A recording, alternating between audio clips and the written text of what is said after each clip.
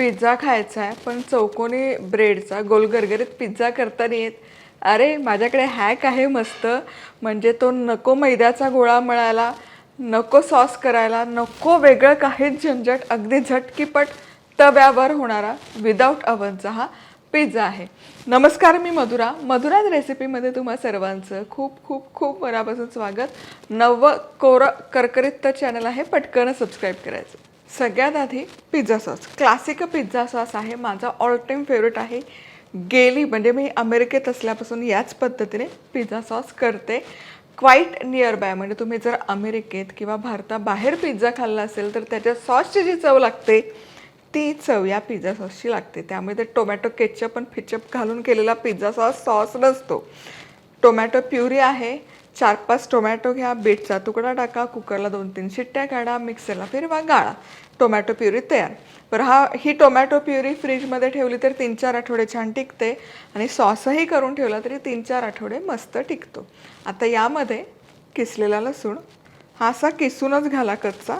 तुम्ही परत डोकं लावत असाल की शिजवताना घातलं तर मी सांगते ना, याची चव कमाल लागते. यामध्ये मिक्स्ड हर्ब्स म्हणजेच पिझ्झा सीझनिंग, अरिगॅनो घातलं तरी चालेल, चिली फ्लेक्स, मिरपूड, चवीपुरतं मीठ जरा याला बऱ्यापैकी लागतं आणि आंबटपणा कमी करण्याकरता बऱ्यापैकी साखर घालायची. आता हे चांगलं ढवळून घ्यायचं आणि हा सॉस सँडविचेसमध्ये घालू शकता, पिझ्झामध्ये घालू शकता, डिपिंग म्हणून चिप्स बरोबर खाऊन शकता. जास्त प्रमाणात केला तर फ्रोज करून ठेवू शकता, डिफ्रॉस्ट करून खा, किंवा मग जसं मी सांगितलं एक 3-4 आठवडे फ्रीजमध्ये व्यवस्थित टिकतो. खरं तुम्हाला सांगते, आहे तसे चौकोनी तुकडे ठेवून एक मोठा चौकोनी पिझ्झा केला तरी काही हरकत नाही. पण ज्यांचा अट्टाहास आहे, त्यांना गोलच हवा आहे, त्यांच्यासाठी छानपैकी असे 4 ब्रेड स्लायसेस ठेवले तर नॉर्मल आपण आणतो ना ब्रेड तोच आहे. त्यावर बसणारी एखादी डिश घ्या, कट करा, गोल, झालं. सिम्पल आहे की नाही? तर झाला तुमचा गोल गरगरीत पिझ्झा तयार. आणि हे कड अगदी नॉमिनल राहतात, टाकून द्यायची गरज नाही. चहात बुडवून खाऊच शकता किंवा पिझ्झासोबत थोडं बटर लावून भाजा, त्यात काय येते का. एक्स्ट्रा क्रिस्पी तुम्हाला पिझ्झा हवा असेल ना तर एक बाजू कच्ची ठेवायची आणि एक बाजू आपल्याला भाजून घ्यायची. तव्यामध्ये थोडंसं बटर व्यवस्थित पसरवून घेऊयात आणि यावर ही स्लाइस ठेवायची आणि एकच बाजू भाजा, दोनही बाजूने भाजायची अजिबात गरज नाही. चला, आता ही भाजलेली बाजू ब्रेड काढूयात. हे बघा, ही कच्ची बाजू नाही भाजायची, एका बाजूनेच खरपूस भाजलं आहे बघा.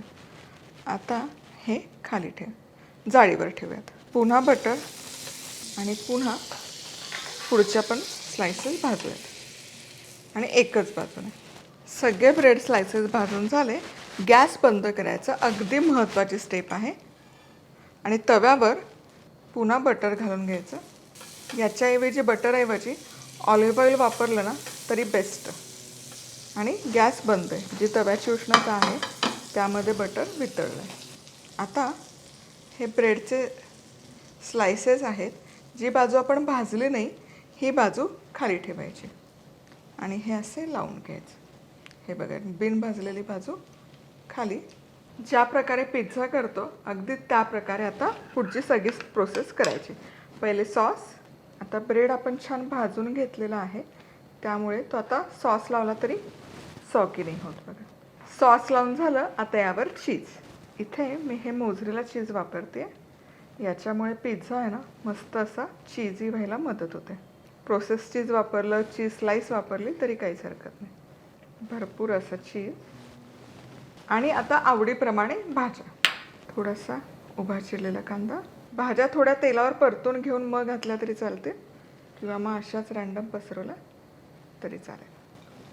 मका उकळवून घेतला.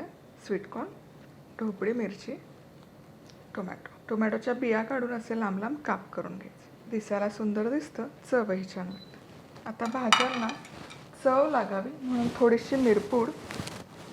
चीजमध्ये ना मीठ असतं त्यामुळे मीठ घालायची गरज नाही. थोडंसं पिझ्झा सीझनिंग आणि अगदी थोडंसं चिली फ्लेक्स.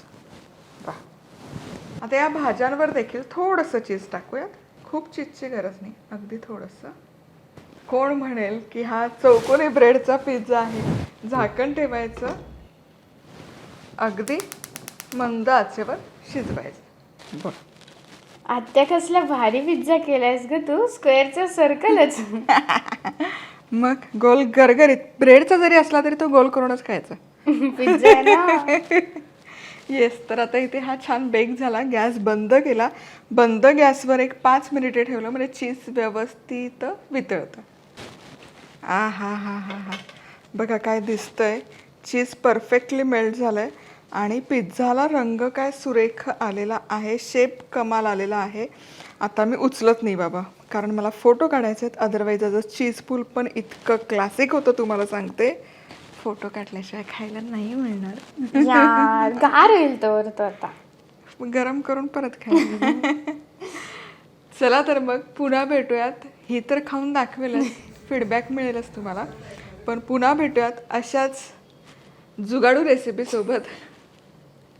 तोवर मस्त राहा, खुश राहा, आनंदी राहा, सगळ्यात महत्वाचं खात राहा.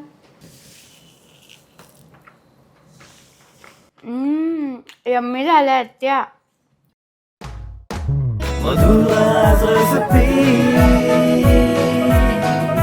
मधुराज रेसिपी, महाराष्ट्राची अस्सल चव.